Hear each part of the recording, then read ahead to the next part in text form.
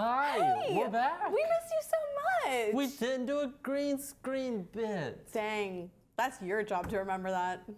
Hi Dang guys. it. It's the first one of the semester. Welcome back to another season of For the Love of Film 2.0. I'm your co-host Alicia Lucas. And I'm your co-host, Garrett Burkett. And it is the first episode of the semester. And unfortunately, it's our last semester. It is. We're so saddened and excited for the future. And we're starting a little earlier, so maybe we'll be a little bit more lively. Yeah, we usually start around... Oh, earlier in the day. In the day. Yes. Yeah. So... Not for you, obviously. You're going to see this... Whenever it goes live. Whenever it goes live. When is it going live? You know, Thursdays or Fridays. I don't remember. But it is Wednesday today. It is Wednesday, my dudes. January the 25th, 2023, year of our Lord. Or year of our Lord 2023. But how have y'all been? Good? Yeah, good. Leave it in the comment section down below. If you've been bad, I'm sorry. Leave a like on the video. If you've been good, it's been a crazy 2023. It's 25 days into 2023, and goodness me. Goodness me. Anyway, we watched some movies over the break. We sure did. We sure did. We watched a few. Unwilling, some of us. Me, unwilling. I was tied down to a chair and forced to watch movies. Like that one scene in A Clockwork Orange. Or in the, that one episode of Phineas and Ferb. You know there's 40 more episodes of Phineas and Ferb coming out? We'll talk about that next. Maybe. But it was like that one episode of Phineas and Ferb when they're like brainwashing him. Yeah, that's a reference to Clockwork Orange. I see. I don't know what that is. Anyway, did you like the movies you watched? I liked most of the movies I watched. I'll get to one of them that wasn't very good. Well, I guess we'll kick off the list with one of my movies that I watched. I watched a movie called A Few Good Men, starring Tom Cruise. Tommy Cruise? The Cruise of Toms. Whoa, I bet it was fantastic. Well, okay, to be fair, this is one of the movies that I was forced to watch. So I went into it kicking and screaming, obviously. That's how you go into most things. And I was not bored. I was actually, in fact, quite on the edge of my seat at some points. But let's see what the critics say. 84% on Rotten Tomatoes, the critic score, and an 89% for the audience score. Honestly, I pretty much agree with that. It was a pretty entertaining movie. It was definitely it puts you on the edge of your seat. I see. It puts you on the edge of your seat. It's a kind of like a. It's not like an action movie like I usually see Tom Cruise in, but it is a war movie. It's kind of like a war movie. He is in the military. He's in the Navy, I believe. But is this where they say you can't handle the truth? Maybe, yeah. Did they say that in this one? Because that is a Tom Cruise movie.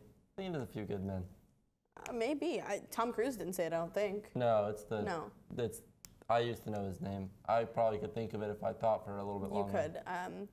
But yeah, so pretty good movie. I would probably rate it like an 8 out of 10. I was just so angry going into it, watching it, that this is the kind of movie that I would never watch.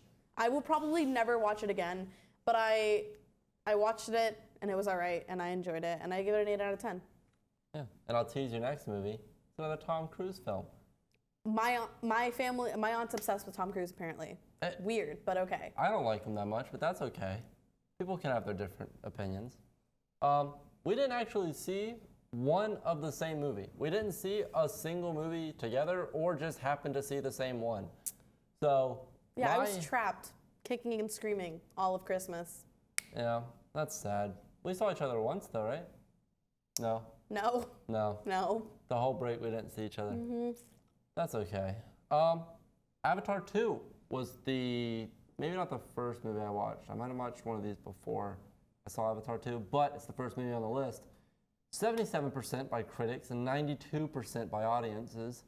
Kind of mid as far as like everything but the visuals go. Storytelling is mid. It's just the first one. They just like did it again. They're like, oh, the colonizers are coming. And then, Okay, colonizer. Yeah, right.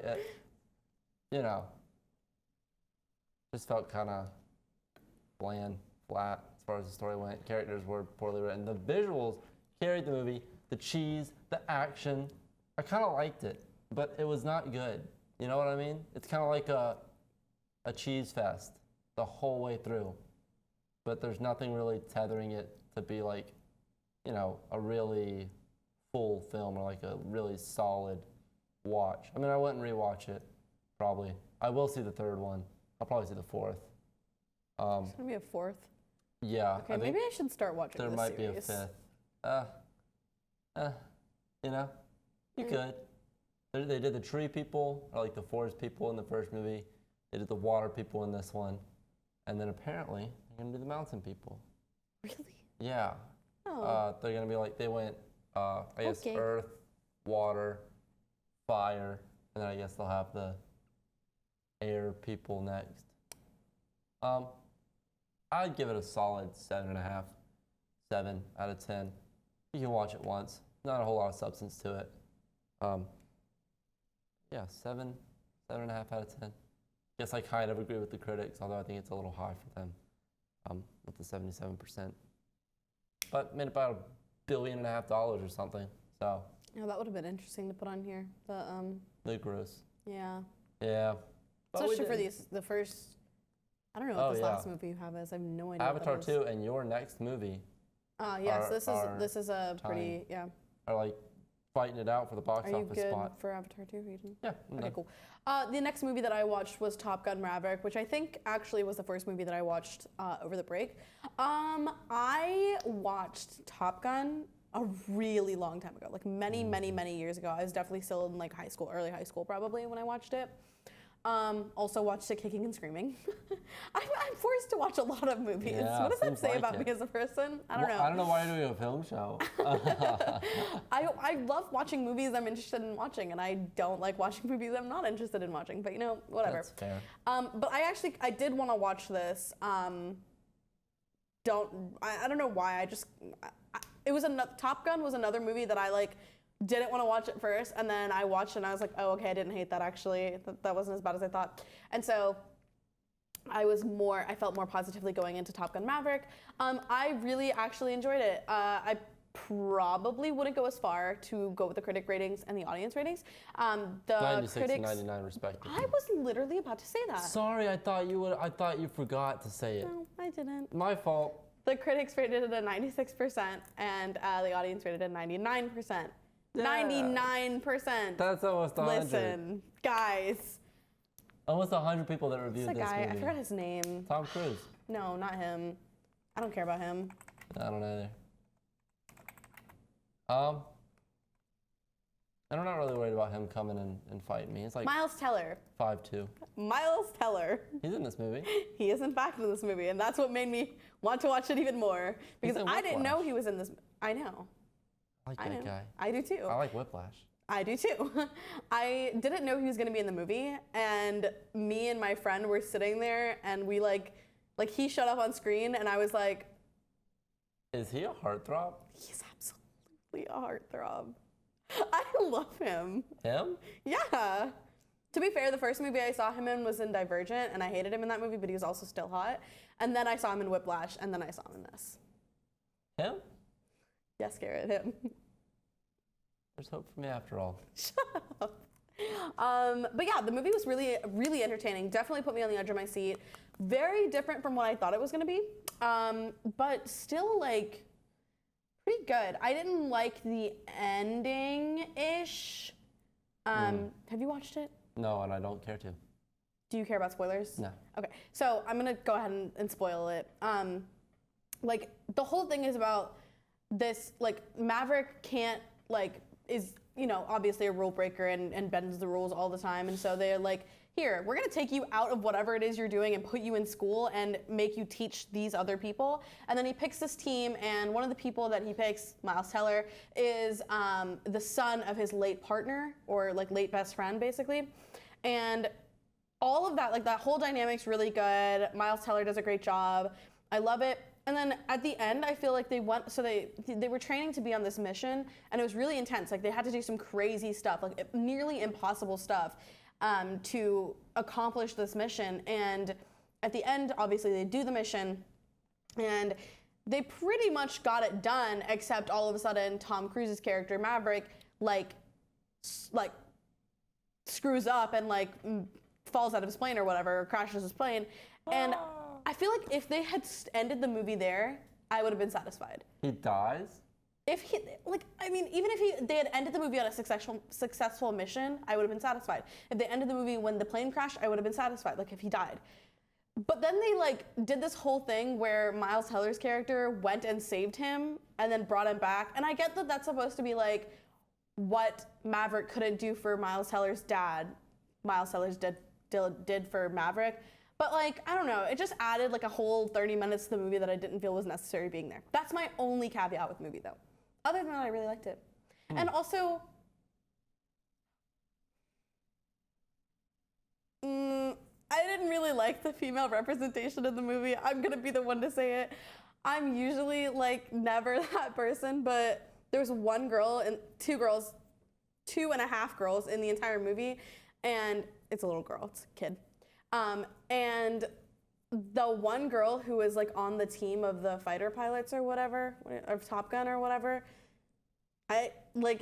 she just got talked over all the time. There was literally a blatantly misogynistic guy, and then they gave him a character or a villain redemption arc at the end, and I was like, weird, but okay.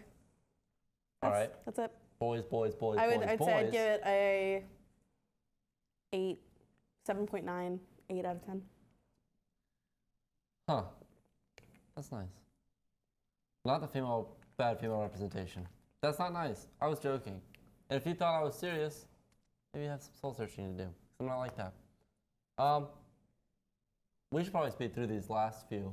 I'm not even to my second one, but that's okay, because it's already been 10 minutes. About 30. It's been about 12 minutes. Now, my second movie is Puss in Boots 2, The Last Wish. I thought this was going to be awful. The trailer, did you see the trailer for this? No. Terrible. Bad animation in the trailer. Bad setup for the story. Just looked like trash. And I was like, oh my goodness. My friend, one of our friends, unnamed friend 2, I believe, is what we call him, was like, no, man, we gotta go see this movie. I'm gonna go see it with my younger brother. You gotta come through. That sounds like Unnamed Friend 1. No, Unnamed Friend 1 wasn't even there. And we were like, Unnamed Friend 1 wasn't even there? No, I don't even think he's seen it. I know he saw it. No, he did see it. Did he? Yeah, he was texting us about it in the group chat. No. He's seen clips from it. I don't think he's seen it yet. No. What? That's the one I'm talking about, who didn't see it. Oh, okay. I guess I'm tripping. So I was like, whatever, I want to go see a movie with my friends. I wasn't really excited about it. In the Shrek universe, it's right there, up there with one of my favorites in the whole series of Shrek movies. What happened? How did they make it that good? All the memes about it being good are just so right. This movie is good. And it's not great. It's not fantastic. It's not incredible. I think Shrek 1 and 2 are far better. But Puss in Boots 2? What that meme where it's writing and they're in flames and stuff? That's the writers of this movie. Just really solid. 95% with the critics, 94% with the audience. Couldn't agree more. I'd go a little bit lower. I'd say about 9 out of 10. Wow. Film, which is crazy. Maybe it was because my expectations were so low and they kind of got blown out of the water by the fact that it was good. So maybe if I were to not have that low of expectations going in, we could finagle down to an 8, if I'm being honest. It's solid animation. In parts, it is kind of choppy. I don't know if that's on purpose. Someone said that might be stylistic, but I don't believe it to be. I think it was just lazy. Voice acting could use a little bit of work. Who are the voice actors? Drags in parts a little bit, but that's nothing, That's nothing for a kids movie. That's on par with a good, solid kids movie. John Mulaney's in it. He plays Pugh's in it. Jack Homer. Oh. I don't know how to say her name. Salma Hayek? Hayek. I know her, I think. You do. She's actually. Oh, maybe I don't. Oh. No, maybe I don't. Oh, maybe from Grown Ups too. Although I didn't really like that movie. Oh, Eternals. That's where I know her from. Yeah, I was like, I'm sure she was in Eternals, but I didn't want to sound dumb. But anyway. Solid film, movie, whatever you want to call it. Probably my favorite on this list, maybe. I liked it better than Avatar 2 for sure. Yeah. Weird. Yeah, really weird. Really weird. Really weird. It's weird coming out of my mouth that Puss in Boots 2, they tease a Shrek 5 at the end. So crazy. I can't wait for Shrek 5. It's gonna be great. So happy for it. I hate that I'm not a Shrek girly. I really wish I was, but I'm not. I'm a Shrek guy, E. I love Shrek. I know a lot of Shrek girlies, and I'm not one of them. Shrek 1 and 2 are masterpieces. I've Shrek seen them 3 both once. and 4. Is 3 the one with the kids? Yeah, I think so. I've also seen that once. I've seen Puss in Boots. That's it. You should see Puss in Boots too. Change your whole perspective. Right. On to the third film for you. Um. Wow, that was so demanding. I was excited, but it sounded really demanding. Well, get to it. The next one that I watched, I also watched Kicking and Screaming. It was Churchill. I just got a Nerf gun About under Winston here, just Churchill. Like, I mean, it was fine. I also went into Kicking and Screaming. I ended up not hating it. The audience and the critic score confuses me a little bit. The critic score is a 49%, and the audience score is a 54%. Why? What happened? I mean, it was kind of like boring in some parts, but it was not that bad. Like compared to A Few Good Men, like this is comparable to A Few Good Men to me. Like, actually, you know what? A Few Good Men kind of got my heart racing a little bit more. I don't know. Still, it's not a 49% or a 54%. I'd probably give it like a 6.5 or 7. Pretty good movie. Like it's basically a Biopic? Sure, that. And you know, Churchill was kind of annoying and kind of funny and kind of cute at the same time. Not cute in like a attractive way, cute in like an old man, aw, cute kind of way. Also crazy. Also still got my heart pumping a little bit. Also the cinematics weren't that bad. Like cinematically it was all right. Does it make you excited for Oppenheimer? Another biopic? I don't like history movies. That's okay. And 4 out of the 5 of these movies are history movies. Oh, geez, really? Mm-hmm. Oh, wow, that is true. So, anyway, go ahead. My third movie, the only Christmas movie on this entire list. There's not another Christmas movie. Not even a movie that takes place during Christmas. No, none of them. It is A Christmas Story Christmas. I'm a big fan of the original. A Christmas Story is one of my favorite Christmas movies, if not my favorite Christmas movie. I really love it.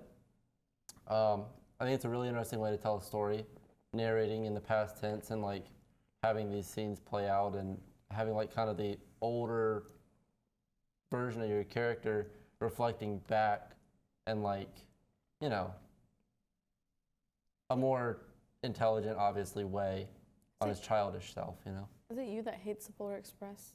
I don't dislike it. I don't like it that much, no. I mean, I wouldn't say that I hated it. I probably have in the past, being dramatic, said that I hate it, but... I'm gonna beat you up. One day, we just gotta fight. Can we just fight one day? Yeah. Okay. Okay. We're gonna fight one day. We're gonna film it. We're gonna monetize it. Be great. Pay-per-view. Garrett versus Alicia. We're probably evenly matched. We've proven that we're evenly matched before. Arm wrestling. Well, actually, I can beat you in arm wrestling, but that's not the point. The point is, A Christmas Story Christmas is kind of trash. 80% by the critics, 76% by the audience, and not a good movie. Not good. Bad writing. Bad way to like tell a story again, but like it doesn't make sense because in this movie, right? Oh, do you care about spoilers? Is this gonna spoil A Christmas Story? It's gonna spoil A Christmas Story Christmas. Okay, but this is gonna spoil A Christmas Story because I haven't seen that still. Remember, we had that whole it's very argument. It's very slice of life. A Christmas Story can't really be spoiled.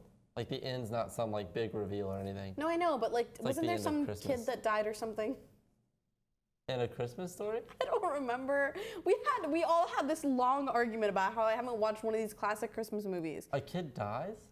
Okay, maybe it's not this one. Oh, a kid dies in A Christmas Carol. Oh, okay, that one. Yeah. Same difference. The kid dies in A Christmas Carol, but A Christmas Carol is a classic. You know the story of A Christmas Carol. I don't know the story of A Christmas Carol. That was the debate we had last time. But That's continue. infuriating. But at the end of A Christmas Story Christmas, the obituary for the main character's father ends up being the first movie. Like the first movie is the obituary to his father. It's like, because his father dies right before Christmas, and the story in the obituary is like, this is the story of the Christmas that I remember with my father, you know? But in this context, right, why is he narrating now? Because now we're given context for the first movie as to why he's narrating it, as to why he's reading, essentially, to us in that movie. Why is his future self reading to us now? Is this his obituary? Like, you see what I mean? They provided context that doesn't make sense in this movie now. Also, that's not even my only gripe with it. They just keep trying to pull back characters from the original, but like you can feel it. You can feel them just like, we paid this person and they're still alive. And they're just like, you know, throwing it at your face once they reel them in with like probably $1 million each or more. And you can tell which ones haven't acted in a while. So the acting isn't that strong. The story isn't that compelling. The characters are not that dynamic. They're very one note and one boring, dull note at that. I don't know how this scored so high. Probably just nostalgia. But like, I don't even really remember watching it. It's almost like it just happened to me. It's like it washed over me. You know? I don't remember this movie very well. It's not very memorable. I love A Christmas Story. This wasn't it. This wasn't like satisfying like that movie is. The movie's fun. The movie was boring, dull, lame, stupid. What's your rating, Bun? I don't know. 4 out of 10. Okay. 4.5 out of 10. It's a pretty big jump from 80 and 76. Also, the mom is played by a young woman in old person makeup, and you can tell the whole time. You That's know the weird. actress. That's just weird. You know the actress too. You're like, you can recognize her and be like, oh, I've seen her in a movie before, but did she age 20 years in the last like 5? No, it's old people makeup. That's just weird. Right. Well, I don't like this one. Icky. Okay, you good? Yeah. Okay, the next movie is my favorite on this list, and for the people at Rotten Tomatoes who rated it the critics specifically who rated it a 42%, I hate you in real life, and if I see you, it's on site. It's How to Lose a Guy in 10 Days. This movie is a masterpiece, and I can't understand why you would rate it a 42%. What, do you just hate love? Do you hate happiness? Do you hate that slight bit of cringe that you get when watching a love story? Do you hate the embarrassing nature of the entire film? Yes. You're gonna hate it too, but I'm gonna make you watch it. Oh, I love rom-coms. It's so funny and dumb. That's like the whole point. I'm a sucker for chick flicks. Yeah, also, even the audience score was like 77%. I'm like, what do you hate? Like, okay. Why would I hate this? Okay. I will say, the climax is weak. I will say that much. That's what she said. Can we say that on YouTube? Is that allowed? There he goes. He's clapping. Very good. Anyway, the whole like the, you know, the I can't say it again because now it's weird. It's just kind of like the crescendo is just kind of like, I mean, it's like, it's just oddly dramatic. It's more dramatic than the rest of the film, and like, it just doesn't make as much sense for the rest of the film. Like, you can't believe that they get away with what they do, and I'm not gonna tell you because I want you to watch it. But other than that, the movie is perfect in every other way. It is hilarious. It is literally so funny, so entertaining to watch. You fall in love with the characters. They're so cute. Andy Anderson is stunning. You know about the yellow dress. You know about the yellow dress. What's wrong with you people? You will find out about the yellow dress, and it will be in your mind for the rest of your life. Okay. But continue. I'm ready. I want to watch this one. Maybe this will be our first episode. Sure, we first can do full it. episode. I like rom-coms. I'm a bit of a chick flick guy. Mean Girls, Legally Blonde, Clueless. Those are the Pink movies. Those are some of the strongest movies in this whole like chick flick kind of thing. I've never watched The Notebook or anything like the cheesy, haven't either. really cheesy ones. But I like the old ones that are just like, you know, there are these mean girls at the high school, and now we have to like, you know, have a whole movie about it. It's so fun. Anyway, I could go on about Mean Girls for Rotten days. Tomato critics. I haven't seen it, so I can't say that. But, you know, once I see it, I'm sure I'll be doing the same thing. I saw Glass Onion. What even is that? That's what most people said. That's why it was a box office flop and went right onto Netflix. It's good. It is good. I agree with Connor. Zach isn't here with us. We forgot to mention that. Zach's not here this semester. Connor is. And we're excited for that. But a little bit, you know, we lost a team member. That's fine. We didn't. Oh my God! Relax. He is fine. He just couldn't do this time schedule like the rest of us. Oh, she's fine. She's so hot. Maybe I'll watch this movie just for her. That's kind of the thing. Some of the characters are a little caricature-y. This is a sequel to Knives Out. The only character that remains from Knives Out is Daniel Craig's character, who has a Southern accent. Wait, hold on. Daniel Craig has a Southern accent? Yeah. Like character. IRL? No, his character. Okay, his character. Yeah. There you go. Oh, you can tell. That was, because you just sent me like in a whole, I was very confused. You can tell that it's his character that has a Southern accent and not him, because it's not a very good one. It looks so big. Why do I look like Slender Man? I don't know. Oh, my hands look so big. I think it's because they're white and then they're outlined by like the darkness, and the darkness kind of fades. You know what I mean? So if you do that way, then it's like one uniform kind of thing. It's brighter on this side. Anyway. Yeah, I liked it a good bit. I thought the story was pretty interesting. I didn't like it as much as the first Knives Out. I didn't like Daniel Craig's character as much as I did in the first Knives Out. The first Knives Out, you can tell he's like intelligent and like his accent isn't that grating. But in this one, his accent's kind of grating, and I hate he's just a little bit more like he's not very socially intelligent in this one. I don't know. I haven't seen the first Knives Out in a while, so maybe I'm just misremembering. But I think he's very like charismatic in the first one, and in this one, it's just kind of like, well, I didn't know that it was bad to solve the mystery in 2 seconds, you know. I didn't like that. Yeah, you probably won't like it throughout the movie, but the plot carries it enough. I liked it. I didn't necessarily love it. I'm not crazy about it. Will I see it again? If someone wants me to watch it with them, yeah, I'll watch it again. I want to see like the little things. I kind of like a good mystery. It's provided a good enough one. It's on Netflix, you said?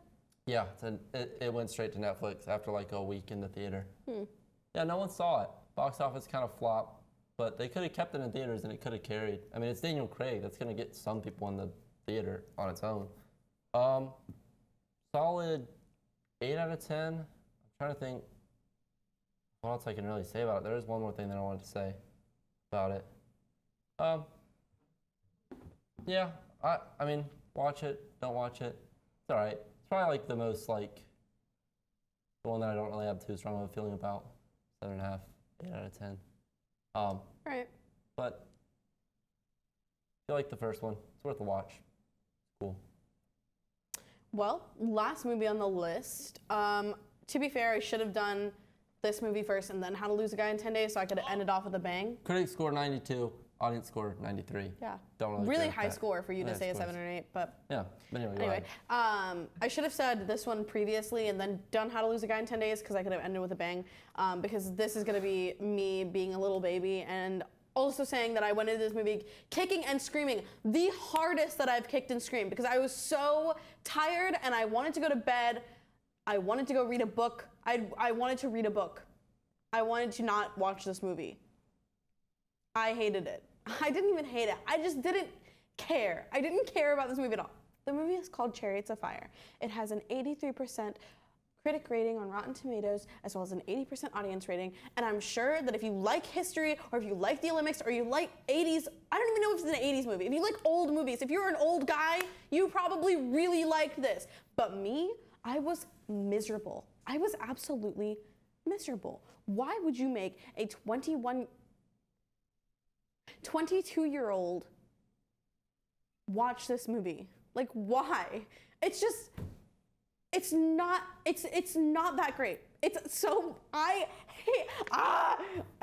actually really am upset that I even watched this movie. It was such a waste of my time, my valuable time. I'm really upset. How long is it? It felt like 3 hours long. I don't even know what it's about. I know it's 1981.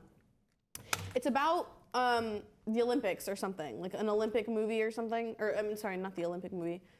The Olympics, right? It's a British historical drama about fallen. No, that's about it. Tell me it's about the Olympics. Olympic. Okay, good. The 1924 Olympics. Yeah, it's basically about this Jewish guy. Scottish. Christian. Well, no, Jewish guy, Harold Abrams. Oh, wait. Okay, so it's about this Jewish guy, Harold Abrams, and then this other Christian guy, Christian Scottish guy, competing against each other, I guess. And he experienced anti-Semitism. That's current. Yes. Stop anti-Semitism. Yeah. But don't watch this movie to do it. Watch a different movie to do it. It's just, it was so. Watch Curb Your Enthusiasm. That'll end it. Sure. It's a very good Have at it. show. Yeah, I can't imagine how. It's 124 minutes. How many hours is that? 124 minutes. It's like 2 hours. 2 hours and 4 minutes. Yeah, it felt absolutely miserable for me. I hated it. I hated every second of it. I will give this movie a 1. I think that's the lowest rating I've ever given a movie. And I don't know if it's just because I was angry or... No. I give anti-Semitism a 0 out of 10. Agreed. I agree with that. Yeah. Knock it off, guys. Yeah, what's wrong with you? Chill. All right. Come on, Kanye. Let's... Oh, whoa. Don't have to name drop. Let's give an overview, just what we think of the movies that we watched and what we would rate them as a cluster. No, I can't. Just average them. You know what? You can cut out Chariots of Fire since you hated it so much. No, can I cut out How to Lose a Guy in 10 Days? Yeah. Cut out How to Lose a Guy in 10 Days. Okay. How to Lose a Guy in 10 Days alone is a 8.7 out of 10. Okay. Okay, because I love that movie. It's just so nice.